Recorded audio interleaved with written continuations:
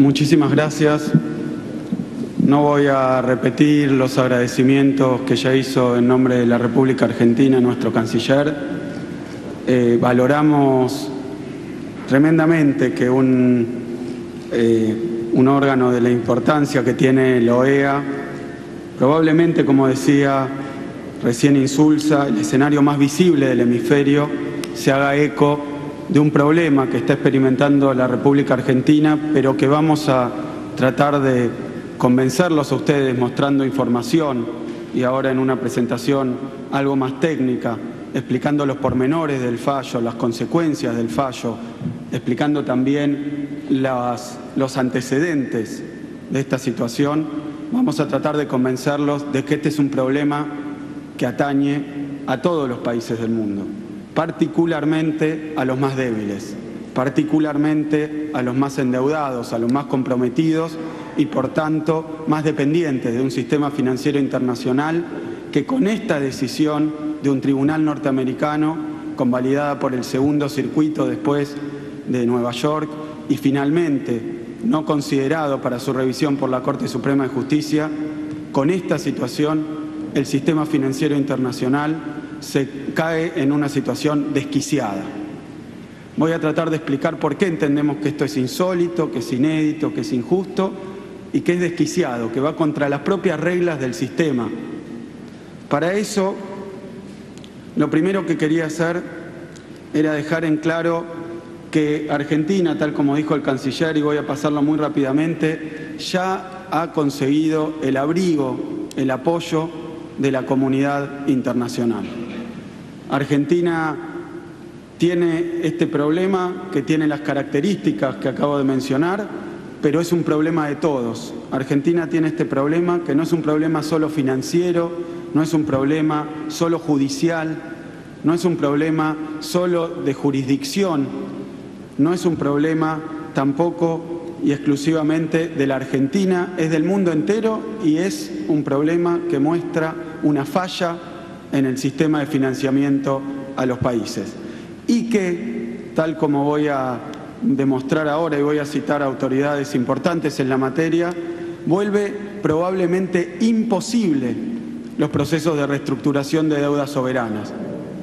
Pero si vuelve imposible los procesos de reestructuración de deudas soberanas, vuelve imposibles también los defaults, porque el default que no tenga salida en realidad es la muerte financiera de un país.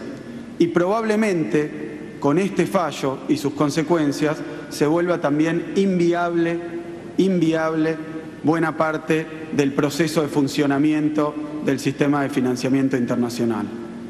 Esto es el problema que tenemos adelante, pero quiero dejar en claro que recién me decía la colega de ustedes que habíamos conseguido que esta reunión se realizara y por eso estamos muy agradecidos en tiempo récord, que rápidamente la organización se pusiera en marcha para escuchar la posición de la República Argentina, para informarse y probablemente para tomar alguna resolución al respecto. Pero esto no obedece a un afán de protagonismo que tenga la República, ni a que crea que su problema está por delante de otros tan acuciantes y tan tremendos que experimenta la humanidad. Hay un problema aquí también de plazos.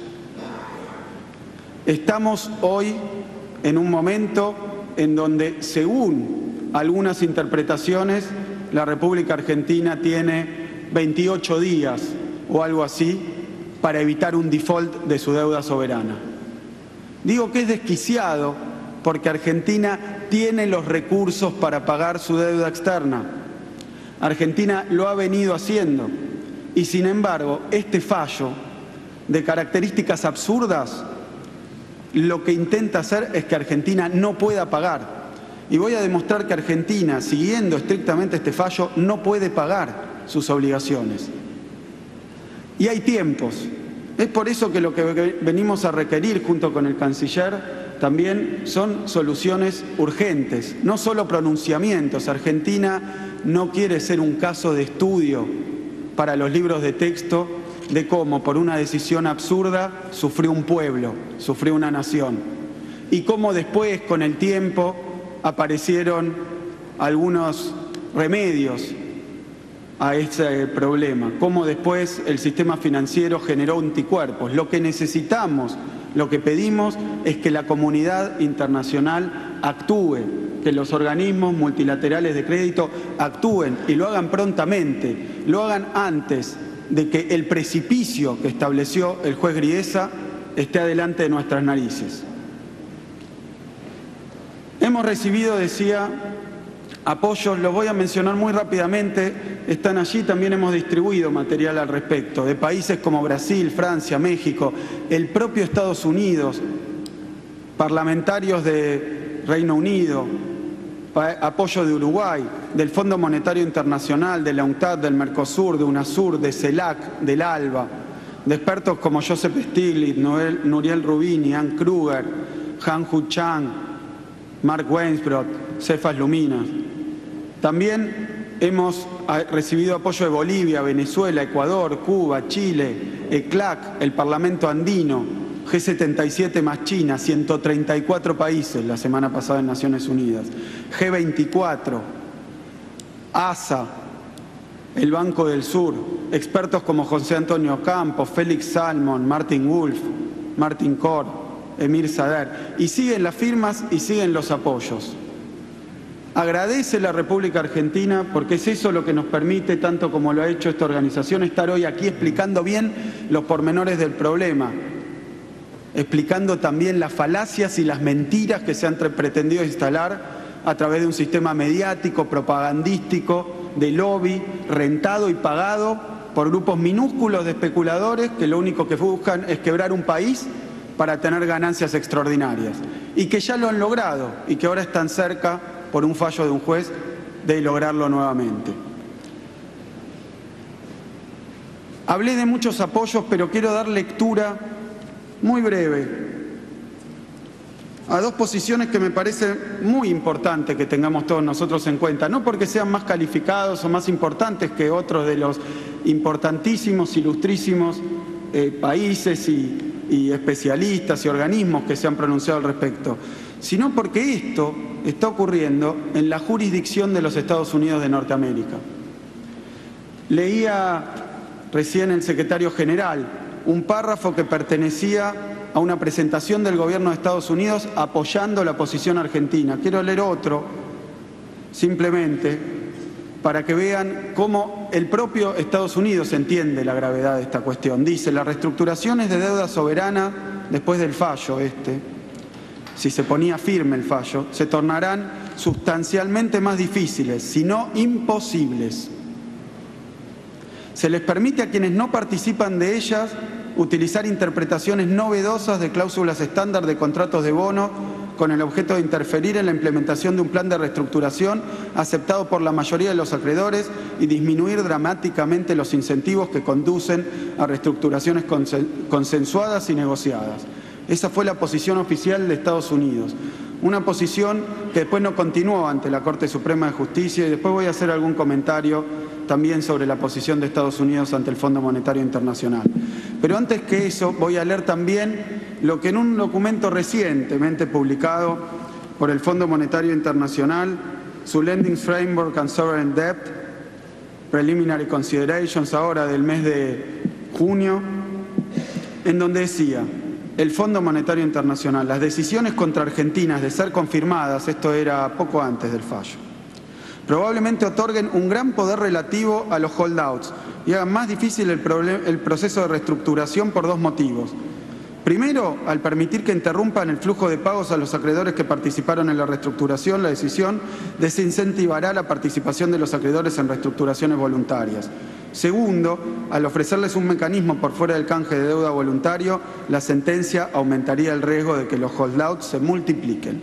Dicho en pocas palabras, las reestructuraciones de deudas se harían imposibles probablemente. ¿Este es un problema solo de Argentina?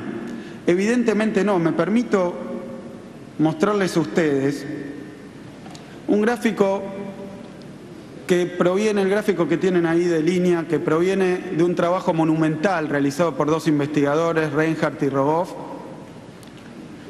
Y muchos de ustedes lo conocerán, pero ese gráfico lo que muestra, el de la izquierda, es la cantidad, el porcentaje, que es lo que se mide en el eje, el porcentaje de países que experimentaron default o reestructuración. Desde 1800, por eso lo llamo monumental, hasta el año 2008. Verán ustedes que el problema del default y la reestructuración, tal como pretendieron hacer creer los fondos buitres a los tribunales y la opinión pública, no es un problema de la República Argentina, por más que en el año 2001, y después me voy a referir a esto, Argentina haya sufrido uno de los defaults más grandes de la historia por su magnitud. Pero no es un problema solo de la Argentina. Tengo allí algunas banderas, solo algunas banderas con algunos años. Años en que algunos países seleccionados de esta base enorme, donde como ven ustedes, en cada uno de los picos que coinciden con crisis económicas mundiales, cerca del 50% de los países del mundo experimentan situaciones de reestructuración o default. Y tenemos allí la bandera de los países y al lado los años en los que tuvieron que reestructurar sus deudas por default o previo al default. El default no es un problema de la Argentina, la reestructuración no es un problema de la Argentina. Es un problema mundial, es un problema del capitalismo mundial, del sistema en el que vivimos. Es por eso, y lo que quería señalar, es por eso que esta cuestión es sistémica. Porque si tienen razón estas opiniones, en las que después voy a profundizar para que se entienda el porqué de posiciones tan pero tan extremas con respecto a esta cuestión. Dicen, si el fallo del juez Griesa es confirmado, probablemente se vuelvan imposibles las reestructuraciones. ¿Qué puede llevar al gobierno de Estados Unidos o al Fondo Monetario Internacional mismo a decir que esta es la situación en la que estamos, de la cual Argentina es la primera víctima? Pero es la situación en la que estamos y es la primera víctima porque si se vuelve imposible y si prospera esta interpretación, no se va a poder avanzar razonablemente en una reestructuración de deuda. Es por eso que hay que actuar rápidamente. Pero quería referirme a la cuestión sistémica y por eso simplemente voy a mostrar aquí un gráfico corto, 99, 2000 y 2001. Es un gráfico que muestra la diferencia en los porcentajes de interés a esa que se refería el doctor Néstor Kirchner en el discurso citado por Insulza. La diferencia entre tomar deuda en Estados Unidos en términos de tasa de interés y tomarla en Argentina en el año 99, 2000 y 2001. Está en puntos básicos, así que debe leerse que en el año 99 quien ponía plata en la Argentina la ponía a 7% más que lo que ponía en Estados Unidos, que era 3 veces lo que le pagaban en Estados Unidos. Después eso se amplió y llegó a estar 600 puntos básicos, o sea, 6%, 7%, y llegó a ser 20% también en algunas oportunidades. ¿A qué me refiero con esto? Y hago un cálculo muy sencillo. Quien en 1976 compró un bono argentino y lo mantuvo hasta el año 2001 con su tasa variando según el riesgo país de la Argentina, si puso $100 en el 76, al poner su inversión financiera en la Argentina, en 2001 hubiera tenido $4.700, sin default, sin nada, simplemente por el diferencial de la tasa de interés. Si hubiera invertido en Estados Unidos, hubiera obtenido $800. 5 veces más rendimiento. Quien sea economista lo sabe muy bien, quien no lo sea lo intuye. A mayor rendimiento, mayor riesgo. ¿Quién pondría su plata comprando deuda de países emergentes si no estuviera dispuesto a experimentar un riesgo? Un riesgo que se paga con un rendimiento mayor. Ahora bien, ese rendimiento mayor lo que hace, en términos económicos, es medir el riesgo de default. El riesgo de default está remunerado por los rendimientos, sino que le presten a todos los países del mundo a la tasa de los Estados Unidos de Norteamérica. Si quien invierte después va a decir, me engañaron, yo no sabía. Esto esto es un sinsentido, pero el fallo del juez Griesa genera este sinsentido, porque lo que dice es que el riesgo de default existe, pero asegura a todos los bonistas el cobro del 100%. O sea que el riesgo de default existe, pero la penalidad no, y el rendimiento sí. Esto querría decir para los países más débiles que tenemos que prestar a tasas muy altas, pero igual pagarlo todo, aunque el país sufra una catástrofe. Este es el contenido económicamente insólito, irracional del fallo del juez Griesa. Ahora bien, ¿qué son los fondos buitres? Y permítanme ser simplemente un poco más explícitos con respecto a esta situación, aunque lo han hecho los dos oradores que me precedieron, y la situación particular de los que operan en la Argentina. Con respecto a la deuda soberana, los fondos buitres son pequeños, minúsculos grupos financieros que no le prestan a los países, y esta es una gran mentira que se ha generalizado y la he leído en la prensa. Acreedores engañados. No fueron engañados primero porque pusieron la plata en la Argentina a esas tasas enormes, porque probablemente se venía un default y cobraron los intereses, sufrieron el riesgo del default y después tenían que ir a una reestructuración, como lo sabía todo el mundo. Pero tampoco es cierto que los fondos buitres le hayan prestado plata a los países. Nunca le prestan la plata a los países. Compran los títulos de deuda cuando valen monedas, cuando son bonos basura, después del default, siempre después del default. Esta es la historia, la que vamos a contar hoy, la historia trabajosa, complicada, con obstáculos esperables y otros absolutamente insólitos e inesperados, como este fallo del juez Griesa, confirmado después por los tribunales superiores de Estados Unidos. Pero es la lucha por normalizar la situación financiera del país después del default de 2001. Un trabajo que dura hasta el día de hoy. Un trabajo que dura hasta el día de hoy. Y que es complejo y que hoy encuentra un obstáculo gigantesco y novedoso.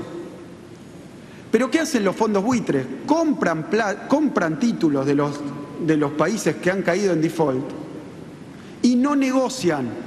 No es Argentina la que no negocia, como escuchaba desvergonzadamente a alguno de sus representantes decir, Argentina no quiere negociar. Argentina ha negociado, por eso 92,4% de los bonistas de la Argentina entraron a nuestros canjes, porque negoció, se reunió con todos, llegó a un acuerdo y largó su plan de canje, que fue tremendamente exitoso, una adhesión casi unánime, menos ese pedacito en donde supieron ubicarse los fondos buitres. Compran la deuda y cuando el país llama a negociar y a reestructurar no van, porque no hablan con el país. Me escandalizaba yo el otro día cuando leía en la prensa que los fondos buitres decían no quieren hablar, Argentina no quiere dialogar con los fondos buitres. Nunca vienen a dialogar al país porque van por las catacumbas del sistema judicial litigando para conseguir no una reestructuración, no la que consiguieron los demás. Los fondos buitres compran por 30 centavos y quieren el dólar entero de ese bono que cayó en default. Pero no solo eso, intereses punitorios. Por 30 centavos que invirtieron estos fondos buitres, hoy nos están pidiendo $1.80. Y un juez le dijo, páguese el $1.80. Pero si todo el mundo, siguiendo este ejemplo, y este es el peligro, que todos los fondos y todo el sistema financiero se contagie y se convierta en buitre. Y en lugar de apostar a un país que si sale mal después ofrece una reestructuración y esa reestructuración le permite recuperar parte del dinero, porque ya lo demás lo habían ganado con esos extraordinarios rendimientos que tenían por el riesgo, lo que dice esto es que los bonos siempre se van a pagar en su totalidad. Queda abolido el default. Y ese gráfico que armaron Reinhardt y Rogoff de 50% periódicamente de los países cayendo en situaciones de default se va a convertir en una línea recta, pero los países y los pueblos van a estar ahogados abajo de esa línea muerta. Los fondos buitres litigan y niegan cualquier acuerdo, y cuando tienen un fallo judicial que obliga al país a pagar el 100%, allí aparecen. Su intención no es entrar ayudando al país, porque no lo fue, porque no prestaron la plata al país, sino que la compraron cuando el país estaba en default, y nunca concurrieron a ningún proceso de negociación, sino que se fueron a sede judicial a reclamar el total de lo que decían los bonos en su fase. Así han atacado distintos países, Grecia recientemente, lo han hecho con Perú en un caso histórico. Pero quiero que esto quede muy claro, porque este es el caso actual de Argentina y no es una hipótesis académica, como decía recién el ministro. Felices estaríamos de estar discutiendo solo académicamente esta cuestión. El problema es que el fallo de Griesa quiere obligar a la República Argentina a pagarle a uno de esos fondos buitres, al del señor Singer casualmente, MNL Capital, habiendo invertido 50 millones de dólares, 48,7 en el año 2008, después del canje, ni siquiera después del default, después del canje, fue después del canje que valía menos y compró por centavos, 50 millones de dólares. El fallo del juez Griesa para la República Argentina significa pagar ahora, ya estamos incumpliendo, presuntamente, 1.600 millones de dólares, 800 para este fondo. Una ganancia del 1.600%. No en base a un negocio financiero basado en la producción, en la inversión, incluso en las dificultades de las monedas, nada de eso. Un litigio judicial llevado por unos abogados. Así, de esta manera, 3, 4, 10, 50 personas están atentando contra el canje de un país entero, contra el bienestar de 40 millones de habitantes. Porque esta es la cuestión central, y ahora me voy a detener en cuestiones técnicas de este fallo y de sus implicancias. Fíjense, como bien decía Insulza, este fallo es insólito por lo siguiente. Los fondos buitres acecharon a la Argentina desde 2001. ¿Cómo la acecharon? En lugar de negociar, en lugar de buscar un canje favorable, porque ellos no habían comprado la deuda a intereses altos, la compraron después cuando no valía nada, para hacer esto, para poner en jaque un país, y ahora vemos al sistema financiero entero. Lo que empezaron a hacer es accionar con esas 900 causas que mencionaba el canciller, recorriendo tribunales de todo el mundo, pidiendo el embargo de los bienes argentinos. Un satélite, nuestros bonos, la plata de los jubilados argentinos, del sistema de pensión argentino, por 200 millones de dólares que estaban depositados en suelo norteamericano, trataron de tomarlos. Trataron de llevarse la embajada de Argentina acá en Washington. Trataron de llevarse nuestro barco insignia, la fragata Libertad. Embargo. Y no lo consiguieron con 900 causas, pero se dedicaron consistentemente a eso y a frustrar los canjes, no porque hayan ido a negociar, porque atentaron contra la forma de pago de los canjes, que sí aceptó un 93%, para que no podamos seguir trabajando en ese canje y ellos tenernos acorralados y poder cobrar la totalidad de lo que reclamaban. ¿Qué dice hoy el fallo del juez Griesa? Después de todos estos intentos de embargo, que ya llevan 13 años, por fondos que compraron para embargar, no para negociar. Lo que dice el fallo del juez Griesa es lo siguiente, es que como parte de esos bonos tienen legislación norteamericana en Nueva York, se acogen a la legislación de Nueva York. Lo que dicen es que los 1.500 millones de dólares que se le debe hipotéticamente a estos fondos que compraron bonos en default deben pagarse junto con el próximo vencimiento de deuda de la República Argentina. Ese próximo vencimiento fue el día 30, después de confirmado esto por la negativa de la Corte Suprema. O sea que ese día, cuando pagábamos los 900 millones de dólares de nuestro vencimiento, debíamos también pagar 1.500 millones de dólares enteros a los fondos buitre. Pero bien, muchos han salido también con una falacia completa. La República Argentina tiene este enorme problema, pero es de fácil solución. La República Argentina tiene 29.000 millones de dólares de reserva, que pague los 1.500 del fallo del juez Griesa y se termina la cuestión. Pero no es así. Es falso, es mentira, es un engaño para hacer quedar a Argentina como que no es razonable, como que es recalcitrante, pero no es así. Porque bonos en la condición de default como los que tienen los fondos buitre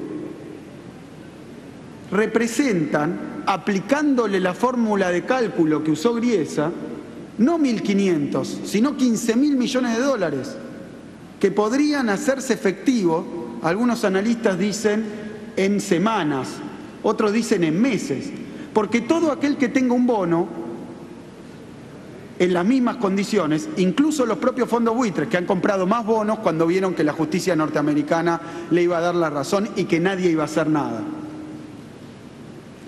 Entonces pueden ir a reclamar 15.000 millones de dólares. Y ahí estamos hablando de la mitad de las reservas. ¿Cuándo habría que pagarlo? En cada uno de los vencimientos. Porque esa fue la vuelta de tuerca, decimos nosotros, que le encontró el juez Griesa. Como no se podían embargar bienes soberanos, lo que dijo es: la República Argentina está condenada a pagarle a ellos cuando le paga a los 92% reestructurados. Y si no, no puede pagar. Es un incumplimiento.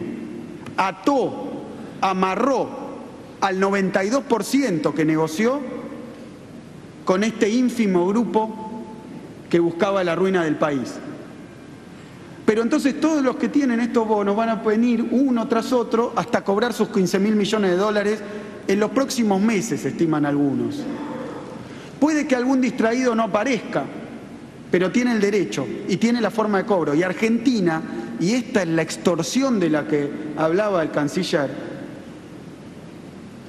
la Argentina no puede pagar su reestructuración de deuda si no le paga a la vez a los fondos buitres. Por lo tanto, genera un matrimonio entre los que negociaron, los que reestructuramos y lo que hace 10 años estamos pagando con el sacrificio de nuestro pueblo, con aquellos que fueron a los tribunales y pretenden cobrar toda esta inmensidad de plata y obtener esta ganancia del 1.600% totalmente irrazonable. Que si hubiera negocios de 1.600% fáciles de hacer, no existiría más la actividad productiva en esta tierra, porque nadie invertiría tasas de ganancia razonables si puede conseguir 1.600% con el fallo de un juez, con el lobby, con la prensa.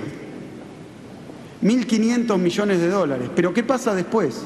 Bueno, resulta que si nosotros pagamos estos 1.500 millones de dólares o 15.000 millones de dólares, estaríamos violando una cláusula que está en los bonos de nuestra reestructuración, que es una cláusula de derechos sobre futuras ofertas, RUFO por sus siglas en inglés, Rights Upon Future Offers. ¿Qué dice esa cláusula? Al 92,4% que entró, en los bonos se le dice: la República Argentina no puede ofrecerle más a otro que entre después. Y no es porque nosotros nos equivocamos, es imposible un canje, una reestructuración sin una cláusula que no diga que no se le puede pagar más a otro, si no nadie entraría al canje. Pero entonces, probablemente, los que aceptaron el canje, y me estoy refiriendo a bonos por 75.000 millones de dólares que entraron al canje, los que aceptaron el canje irían a un tribunal a decir: señores, Argentina le ha pagado más al fondo buitre MNL, al fondo buitre Aurelio, yo quiero lo mismo, porque mi bono dice que tengo derecho a la mejor oferta que haga la República Argentina. Y entonces se desencadenarían reclamos por una cifra que estimativamente ronda los 120.000, 130.000 millones de dólares. El fallo de Griesa no solo es desquiciado por sus consecuencias sistémicas, sino que también lo es porque atenta contra el canje que la Argentina exitosamente hizo con 92% de adhesión, voluntariamente, después de negociar. Y la Argentina no puede tomar este riesgo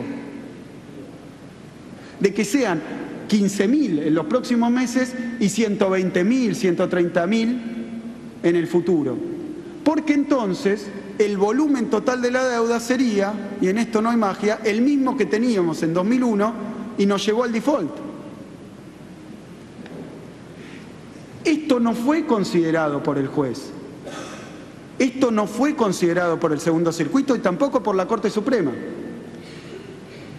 Lo que el juez Griesa dijo es que una cláusula muy pequeña, de forma, estándar, boilerplate, como se dice aquí, que figuraba en los bonos, la cláusula pari passu, significaba esto, estrafalario, una interpretación que nunca en la historia se había hecho de la cláusula pari passu. ¿Qué interpretó? Que como los bonos en default decían pari passu, eso quería decir que había que pagar el total de los vencimientos, que era todo, junto con cualquier otro bono que pague Argentina. Cualquiera que sea abogado se va a dar cuenta que esta era una cláusula estándar, nunca se pensó para eso, no tiene nada que ver con eso, pero se utilizó para favorecer a un minúsculo grupo. No es el espíritu de la cláusula, no es lo que legítimamente dice, se forzó una interpretación para poner de rodillas a un país que había reestructurado exitosamente, para que Argentina no pueda pagar su deuda reestructurada si no le pagaba a los buitres. Y si le paga a los buitres, el riesgo de que se caiga la reestructuración. Ese es el difícil dilema ante el que está la República Argentina. Pero ¿qué dicen los fondos buitres con su propaganda? Incumplidores, no negocian, defaulteadores seriales. Señor Paul Singer sería la Madre Teresa de Calcuta y la República Argentina alguien que se escapa de la ley. Pero esto no ocurrió nunca y esto ténganlo en cuenta, es inédito, nadie se lo esperaba, el mercado no lo esperaba, ningún analista lo esperaba. Pero creo que fue el 16 el fallo y el 30 estaba el vencimiento y lo que nos pedían es, bueno, ahora vayan y paguen todo, porque si no incumplen la ley. Cuando quedó claro que era de incumplimiento imposible, dijeron negocien, pero negocien a 3 días del vencimiento. Negocien con alguien que tiene una sentencia judicial que le dice 1.500 y 15.000 y 120.000 en 3 días. No son condiciones de negociación. La negociación se llevó adelante durante 10 años y nunca un fondo buitre fue a negociar. Ahí no estuvieron, porque este es el negocio que querían hacer.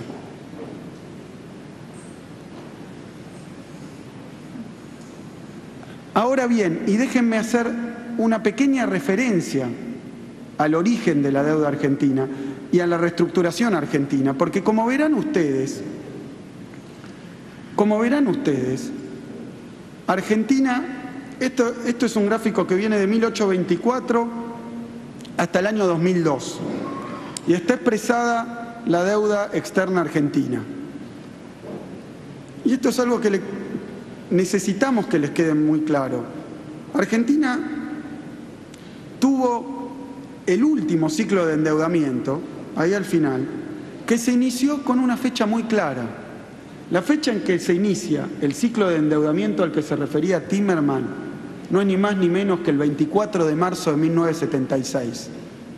El golpe de Estado, el golpe militar, que derrocó a la democracia argentina y que entre las primeras cosas que hizo, y se ve ahí claramente el 76 en adelante, es esa última escalada exponencial, empezó a tomar deuda. Deuda para que Argentina invierta en su infraestructura, en su salud, en su educación, en su desarrollo. De ninguna manera. Argentina fue un engranaje de la especulación mundial y esto se reflejó todavía más en lo que ocurrió en la década de los 90. Y quiero decirlo claramente porque sé que hay oyentes de los organismos multilaterales de crédito. Repasaba el otro día las evaluaciones del Fondo Monetario Internacional y otros organismos del año 2000, antes del default más grande de la historia. y decían que la economía argentina era sólida, que su sistema bancario andaba bien. No hablaban de este riesgo de default que tuvimos en 2001. Acompañaron ese proceso de sobreendeudamiento, que no sirvió para el crecimiento y no sirvió para el desarrollo. Sirvió para ese casino, para esa sobreespeculación. Gobiernos que tomaron deuda durante años, desde la dictadura militar, solo para pagar el próximo vencimiento, al que no se llegaba. Y digo esto porque cuando uno ojea los libros de los diarios sobre los países, algunos de los países débiles de la Europa actual, encuentra exactamente lo mismo. Viene el vencimiento y hay que ir a arreglar, reestructurar y pedir más. Y el porcentaje entre la deuda y el Producto Bruto con cada reestructuración y con cada nuevo préstamo no mejora en lo más mínimo. Los indicadores económicos, mientras tanto, se derrumban, porque los préstamos, y esta es la otra cara política y nunca mejor usado como por el canciller Timmermans, política de la cuestión, es que para prestarle de nuevo a los países les exigen programas de austeridad y ajuste en su gasto público, en su inversión pública, en su salud y en su educación, para que puedan pagar los intereses de la deuda, intereses que no pueden pagar y se ven forzados a pedir. Y va creciendo y creciendo esa montaña de deuda que termina aplastando a los pueblos. Y es un resorte del subdesarrollo la deuda externa, no del crecimiento. Pero eso, en el caso argentino, hizo eclosión en el año 2001, con el default más grande de la historia. Y me refiero a esto porque, primero, un gráfico muy ilustrativo. Ahí tenemos con la línea roja el endeudamiento público argentino. Y en la línea azul, el desempleo. Funesta coincidencia, parecen calcadas las líneas, la correlación es altísima en la Argentina entre el movimiento de su endeudamiento externo y su tasa de desempleo. O sea que la deuda no es, o no ha sido, o no consiguió el concierto económico mundial que funcione para que los países crezcan, se desarrollen y sus pueblos tengan mayor bienestar. Todo lo contrario. Y ahora que ese modelo perverso, y dejo claro porque represento al gobierno de la presidenta Cristina Fernández de Kirchner y Néstor Kirchner, dos presidentes que no tomaron esta deuda, dos presidentes que no fueron a este default, dos presidentes que hicieron absolutamente lo contrario, es sacar a la República Argentina de ese lugar donde estaba, de ese infierno en donde quedó después de 2001, con 54% de pobreza, con más de 25% de desempleo, con una caída interanual del Producto Bruto de 10 puntos, la crisis más grande de la historia argentina, provocada por el impago de la deuda externa. ¿Y qué ha hecho el gobierno de Néstor Kirchner y Cristina Fernández de Kirchner?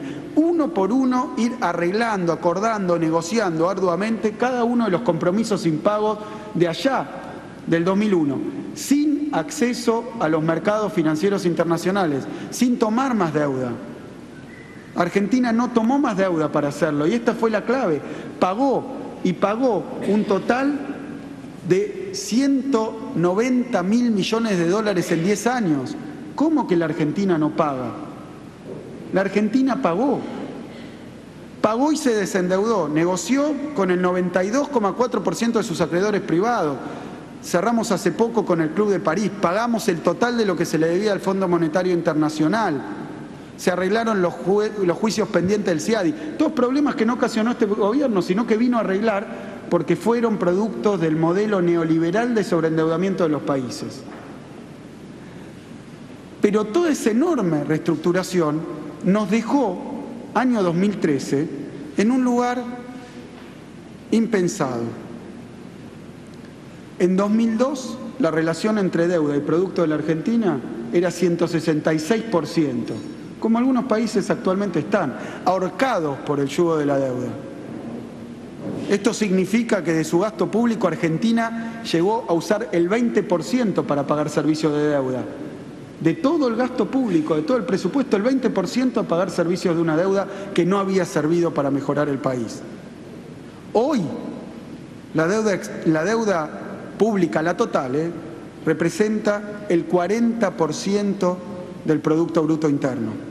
Argentina está en condiciones, después de pagar 190.000 millones de dólares, negociar con todos, de seguir creciendo a tasas del 8, 7% anual acumulativo como ha hecho estos 10 años.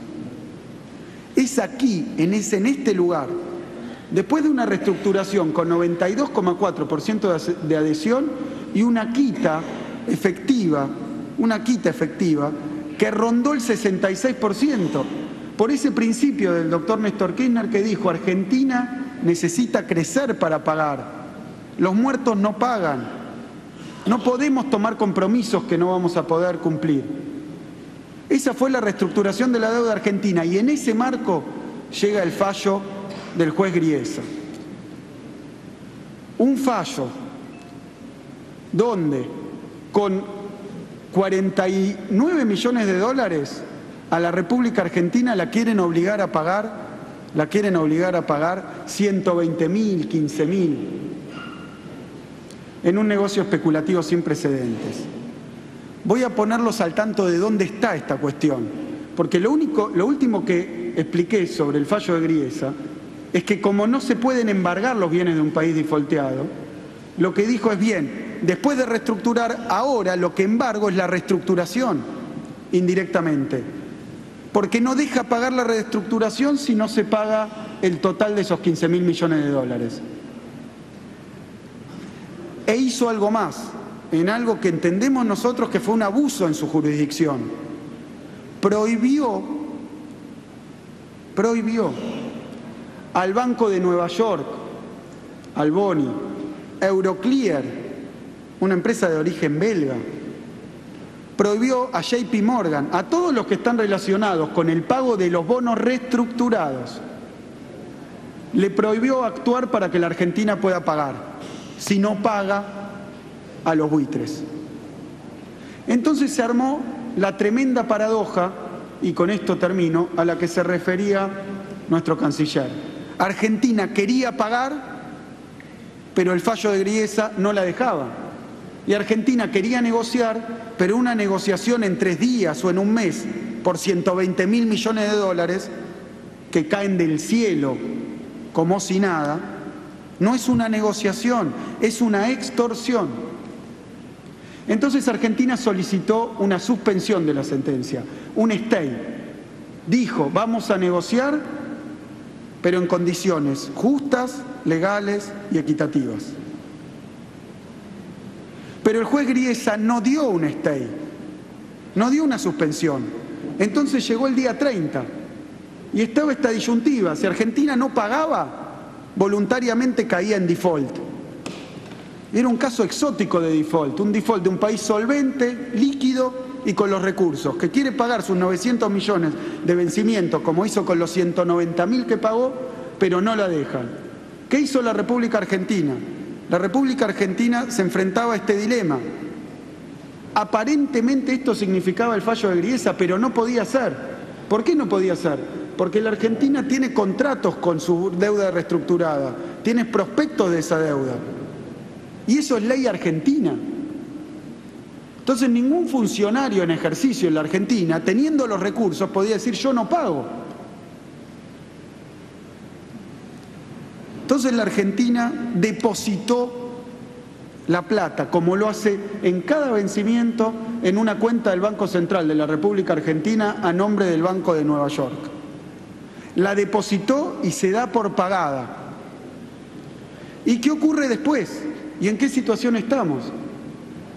Que en ese depósito, los que recibieron el depósito, los que administran el fideicomiso, los que tienen que realizar los pagos, le están preguntando al juez Griesa. No si la Argentina puede pagar, porque la Argentina pagó, sino si los bonistas de la reestructuración pueden cobrar. Fíjense qué contradicción, qué sinsentido. Ahora no los dejan cobrar y la plata está allí depositada y no la pueden cobrar. Y le están consultando al juez Griesa. Incluso voy a contar una anécdota muy breve. El Citibank era quien pagaba, quien recibía la plata y distribuía entre los bonistas de los bonos de la reestructuración bajo ley argentina. Pero el Citibank, aunque esto claramente no es ni jurisdicción de este juez, ni un problema con los bonos que estaban aquí de los buitres, pero el banco fue y le preguntó al juez si podía pagar los bonos ley argentina. Y el juez dijo que sí. Pero ahora Euroclear, que figura en la sentencia de Griesa para que no pueda pagar o le consulte, está consultando. Entonces no se hacen los pagos, no se hacen los cobros, si no pueden cobrar los bonistas de la reestructuración por este gran desatino legal que se causó en los tribunales norteamericanos. El propio Boni le está preguntando al juez Griesa si puede distribuir o no la plata. Los bonistas, que también tienen su depósito en el Boni, pero que tienen bonos, ley europea, ley de UK, ley de Inglaterra y Gales, le están preguntando al juez Griesa si se pueden cobrar esos bonos. Y están accionando en tribunales europeos para que se cobre. Miren si esto no es un exceso de jurisdicción. En todo ese lío cautivo parece estar el problema de si Argentina cae o no en default. Y va a estar cualquiera que intente hacer una reestructuración bajo estas normas. ¿Qué es lo que exige la República Argentina? Argentina quiere negociar de buena fe. Quiere negociar con estos bonistas que tienen bonos en default, pero quiere hacerlo en condiciones justas, equilibradas y legales, y que contemple los derechos de todos, del 100% de los acreedores de la República Argentina. ¿Qué es lo que venimos a hacer a la OEA? A explicarles esto, pero también a urgir al sistema internacional, al sistema multilateral, a las organizaciones que hemos creado en los países, a que actúe. Esto no puede pasar de largo, porque en el medio se pone en riesgo la posibilidad de reestructurar, lo ha dicho el propio Estados Unidos, lo ha dicho el FMI. Aunque el FMI no nos acompañara después, como amicus curiae ante la Corte Suprema, según su vocero, porque Estados Unidos no estaba de acuerdo. Me pregunto yo, ¿por qué cambió de opinión Estados Unidos, que nos había acompañado, pero después no dejó que el Fondo Monetario, que tiene evidentemente incumbencia en esta cuestión, siguiera acompañando a la Argentina y marcando estos riesgos? Bueno, estos riesgos ya han ocurrido. El mundo está hoy en esta situación, donde con un solo bonista, con un solo dólar, que no entra una reestructuración, se puede derribar una reestructuración del 99,9% exitosa. Y le ha pasado a Grecia. Y las acciones de clase, para los que son más estudiosos del tema, lo ha dicho el propio Fondo Monetario en este documento que leí, no sirven porque los bonistas, los fondos buitres, pueden bloquear las acciones de clase, comprando a veces cantidades muy pequeñas.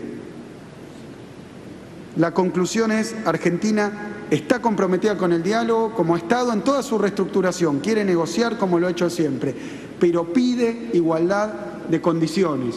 Vamos a concurrir a hablar con el delegado del juez Griesa, lo vamos a hacer, pero necesitamos igualdad de condiciones, no podemos hacerlo bajo condiciones de extorsión. Y le pedimos al mundo y le pedimos a la OEA que tome cartas en el asunto, que acompañe los justos reclamos de Argentina, que ayude a que un juez, por una interpretación de una cláusula que antes no existía, ponga en riesgo todo lo que Argentina ha hecho para levantarse después de haber sido volteada en 2001, para que sus chicos coman, para que sus chicos se eduquen, para que el país vuelva a crecer y para que tenga las inversiones para tener un futuro mucho mejor para todos los argentinos. Esto no puede estar en riesgo por un grupo minúsculo de buitres especuladores que ponen en jaque al sistema financiero internacional. Muchas gracias.